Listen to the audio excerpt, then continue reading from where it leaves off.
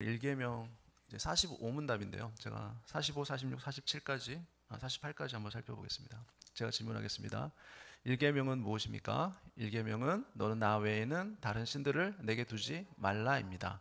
1계명이 요구하는 것은 무엇입니까? 하나님만이 유일하고 참되신 하나님이요 우리 하나님인 것을 알고 인정하며 이에 합당하게 하나님을 예배하고 영화롭게 하는 것입니다. 1계명이 금지하는 것은 무엇입니까? 참되신 하나님을 하나님이요 우리 하나님으로 인정하지 않거나 예배하지 않고 영화롭게 하지 않는 것이며 오직 하나님께 돌릴 예배의 영광을 다른 신에게 돌리는 것입니다. 1계명에서 나 외에는 이란 말이 특별히 가르치는 것은 무엇입니까? 모든 것을 보시는 하나님이 다른 신을 섬기는 죄를 아주 싫어한다는 뜻입니다. 네.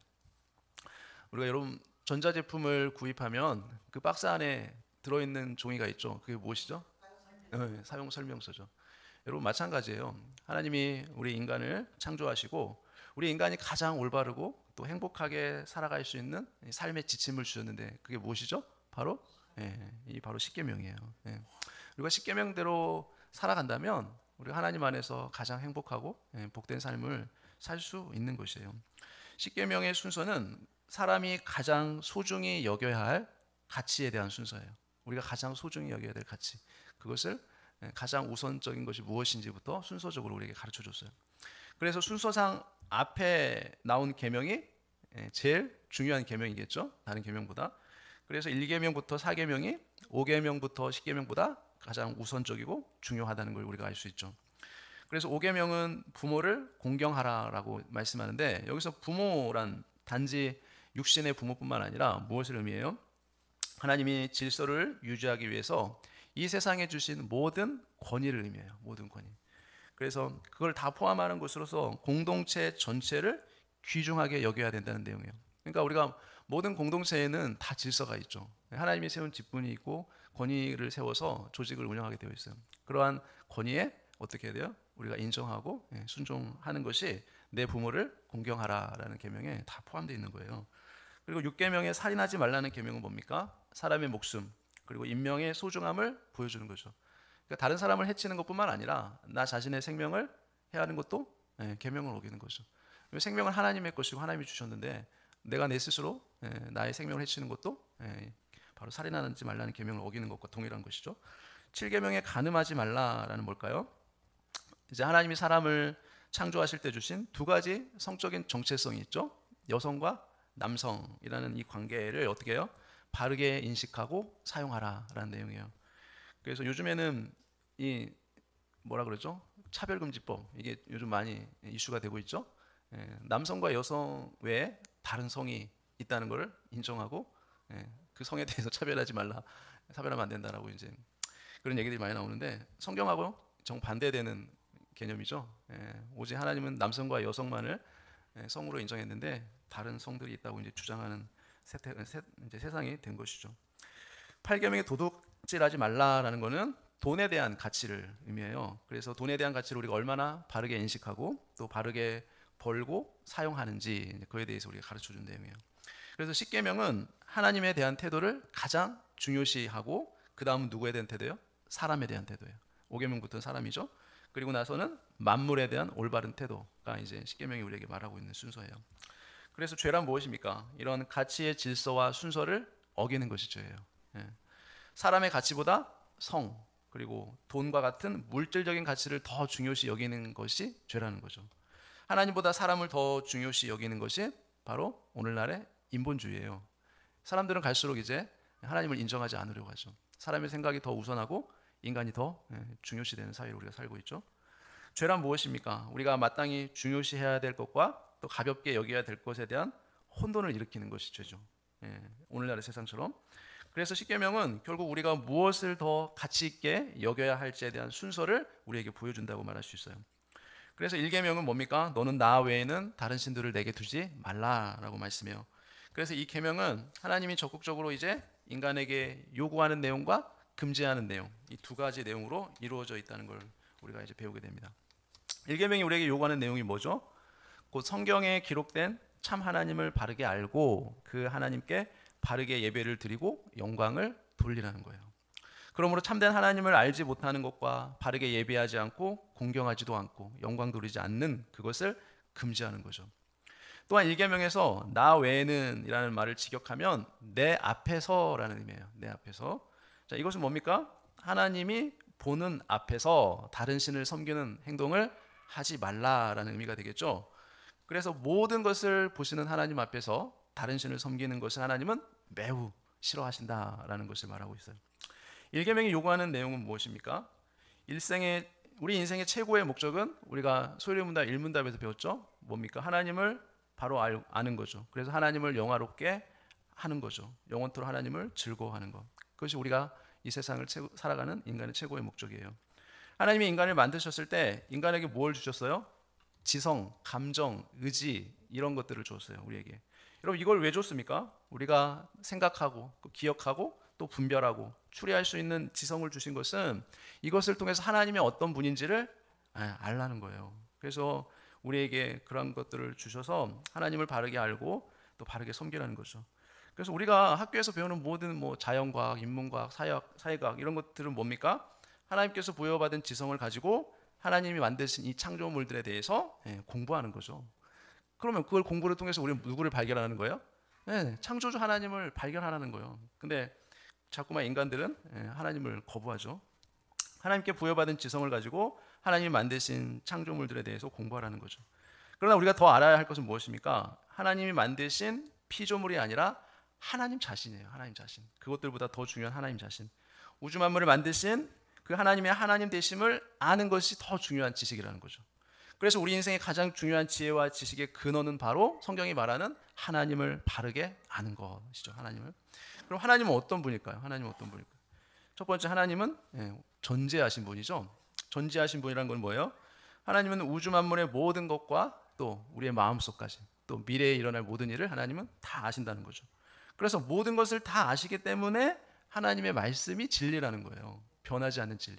아니, 모든 것을 다 아시니까 당연히 하나님의 말씀이 진리가 되겠죠.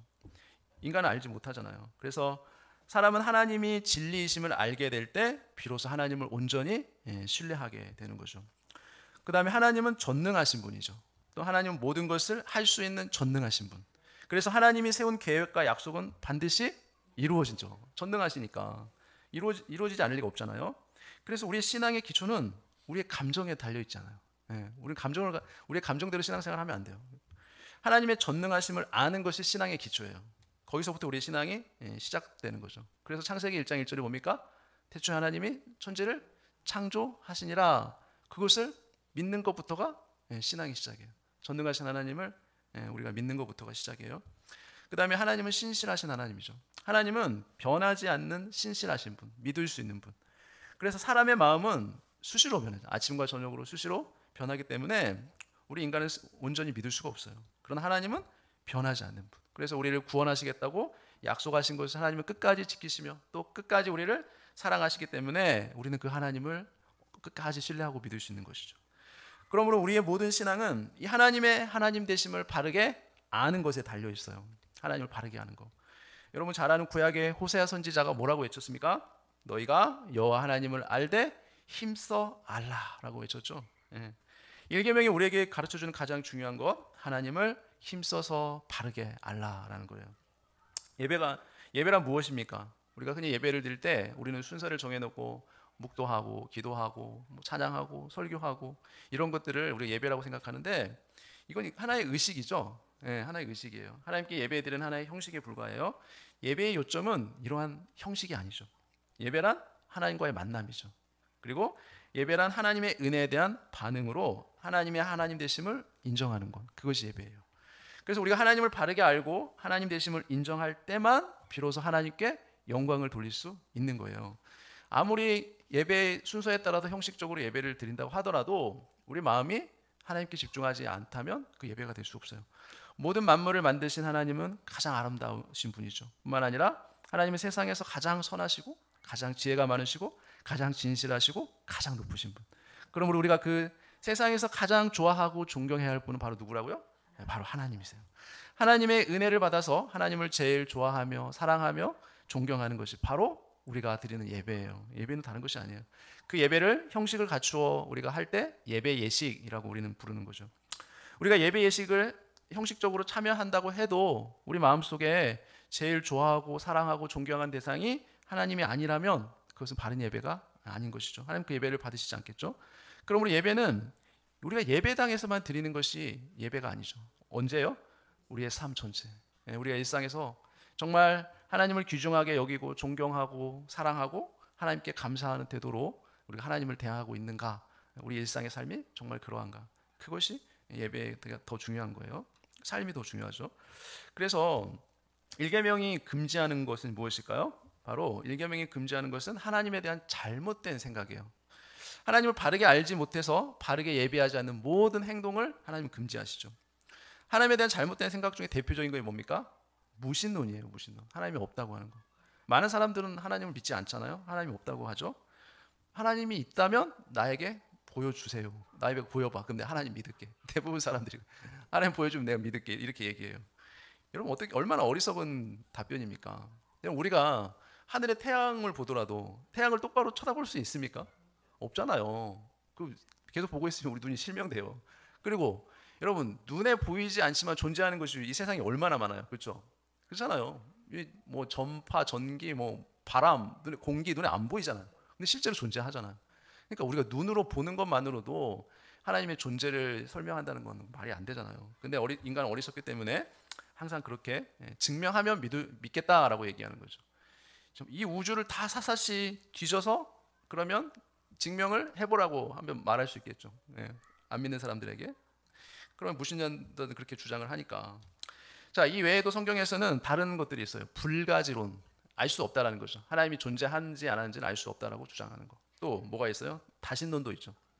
신은 하나님 한 분이 아니라 많다라는 거예요. 신은 신은 너무 많다는. 그래서 다신론을 주장하는 것은 그 많은 신 중에 하나님은 그냥 한 신에 불과하다는 거죠.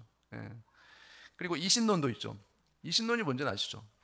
이신론이라는 거는 이런 거예요. 하나님이 이 세상을 이렇게 창조하시고 나서 하나님은 더 이상 이 세상에 관여하지 않는다고 주장하는 게 이신론이에요. 그러니까 마치 여러분 시계가 있잖아요.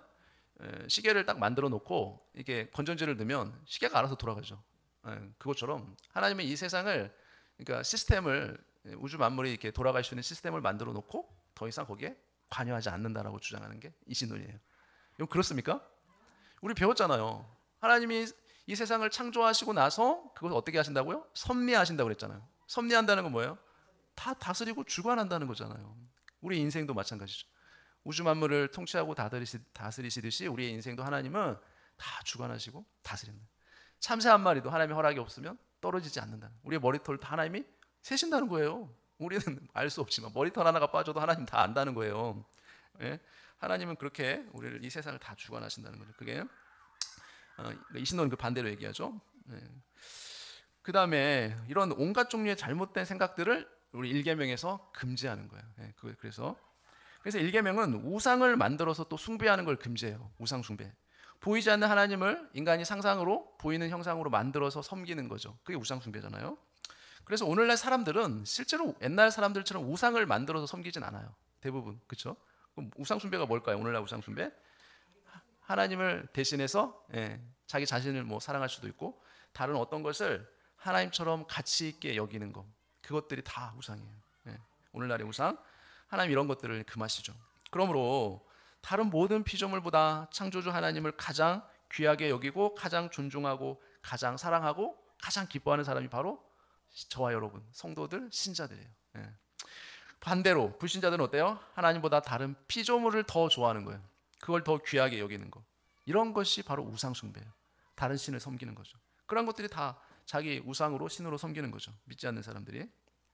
그리고 일계명에서 나 외는 이라는 의미가 나오는데 이건 뭐냐면 하나님이 다 보고 계신다는 거예요. 다 보고. 나 외에는 의미. 하나님과 우상의 차이가 뭡니까? 우상은 만들어 놓고 눈도 그리고 코도 그리고 입도 그려놓지만 여러분 우상이 볼 수 있어요? 없어요? 못 보죠. 그냥 만들어 놓은 껍데기 아무것도 볼 수 없어요. 그러나 십계명을 주신 하나님은 어때요? 상처나지 모든 것을 하나님 다 보고 계세요. 다 알죠. 아시죠. 우리 마음속까지 다 보시고 아시는 분 바로 하나님이시죠. 그래서 나 외에는 이라는 말에는 하나님이 모든 것을 다 보신다는 의미가 포함되어 있어요. 그래서 성경에서 하나님이 질투하신다라는 표현이 바로 이런 거예요. 하나님이 다 보고 계시는데 인간은 어리석게도 우상을 만들어 놓고 섬기는 거예요. 그것이 하나님이라고. 예. 하나님이 얼마나 마음이 아프시겠어요. 하나님이 받으셔야 될 사랑과 또 존중과 가치의 높임을 다른 대상에게 쏟는 것을 하나님은 싫어하신다라는 의미가 나 외에는 이라는 의미에 다 포함되어 있어요. 그리고 1계명은 이제 하나님이 이 우주에서 가장 좋고 가장 존경할 만한 분이기 때문에 마땅히 하나님이 만드신 피조물보다도 하나님을 사랑할 것을 말씀하고 있는 거죠. 하나님의 다른 대상을 더 귀중하게 여기는 것이 죄고 우상 숭배다라고 우리에게 가르쳐 주죠. 그래서 만약 형식적으로 하나님을 예배한다 해도 우리가 하나님 외에 다른 것들을 더 사랑하고 존중한다면 그것이 무엇이 됐든 우리의 시간이 됐든 우리의 뭐 건강이 됐든 우리가 가지고 있는 돈이 됐든 무슨 어떤 것이든 어때요? 거기에 우리의 마음이 뺏겨서 그것이 가져다주는 즐거움, 기쁨이 거기에 있다면 그게 바로 우상 숭배가 되는 거예요. 하나님보다 그런 것들에 더 마음에 둔다면 하나님 그걸 싫어한다는 거죠. 1계명은 하나님 한 분만을 사랑하고 하나님 외에는 다른 무엇도 우리 마음에 품고 의지하지 말라라는 거죠. 하나님을 우리 삶 속에 최고의 자리에 모실 것을 우리에게 가르쳐 줬어요. 또한 계명은 우리를 두려움을 갖게도 하죠. 우리에게 경고의 말씀을 하시면서 우리로 하여금 어떻게 하는 거예요? 우리의 삶이 더욱더 하나님께 순종하는 삶이 되도록 그렇게 경고를 함으로써 살게 하는 거죠. 그러나 그 안에서 우리는 더욱 안심하고 감사해야 돼요. 오히려 그렇게 경고를 해주신다는 것 때문에 우리를 협박하는 게 아니잖아요. 하나님이 주신 계명의 본래 의도는 뭡니까? 우리에게 최종적으로 안식과 복을 주시기 위해서요. 우리가 결코 두려움에 떨고 억압하려고 주시는 계명이 아니라는 거예요. 그러니까 우리는 계명을 통해서 더 근신할 수 있죠. 우리가 그렇게 살면 안 된다는 걸 알 수 있기 때문에. 또 무슨 일에서나 하나님보다 더 신뢰하는 것이 있다면 어떻게 돼요? 그것이 바로 다른 신이라는 거죠. 우상이라는 거죠. 사람을 더 믿고 신뢰하는 거 그것도 우상이 될 수 있죠. 우리가 하나님보다 사람을 더 믿고 신뢰하면 그것이 우상이 되는 거예요. 또 하나님께 감사하지 않는 거 그것도 뭐예요? 그것도 우상이 될 수 있어요. 하나님 감사하지 않는 거. 자신에게 주어진 삶의 형편을 불평하고 원망하는 거. 그건 역시 1계명을 어기는 거예요. 우리가 하나님이 우리에게 1계명을 요구하시는 것은 너무나 당연해요. 나는 1계명이 말하는 그 하나님의 요구에 내가 과연 옳게 반응하고 있는가 한번 점검을 해봐야 돼요. 하나님을 가장 사랑하고 존중하고 하나님을 가장 사랑하고 내가 존중하고 있는가 한번 점검을 해볼 필요가 있겠죠. 내가 하나님을 가장 기뻐하고 있는가, 내 삶 가운데 정말 하나님 우선순위에 두고 내가 기뻐하고 있는가, 이런 질문들이 뭐를 점검하는 거예요. 내가 1계명을 정말 잘 지키고 있는가 아니면 그렇지 않는가를 점검할 수 있는 기준점이 되는 것이죠. 여러분, 우리가 1계명을 대할 때 정말 하나님을 최우선적으로 우리가 하나님만을 의지하고 하나님만을 사랑하고 존중하며 최우선에 두며 살아가는 저와 여러분 되시기를 예수님의 이름으로 축원합니다. 기도하겠습니다. 하나님 아버지 감사합니다. 하나님 1계명을 통해서 하나님께서는 하나님 외에 다른 것을 의지하고 사랑하고 그것을 더 우선순위에 두는 것을 싫어하시는 하나님이심을 우리가 배웠습니다. 모든 것을 다 보고 계시는 하나님 앞에서 우리가 일상을 살아갈 때 하나님을 늘 의식하며 하나님을 가장 사랑하고 존중하며 하나님을 기뻐하며 그렇게 하나님이 원하시는 삶을 살아갈 수 있는 저희들의 삶이 되게 해 주옵소서. 모든 것 예수님의 이름으로 기도합니다. 아멘.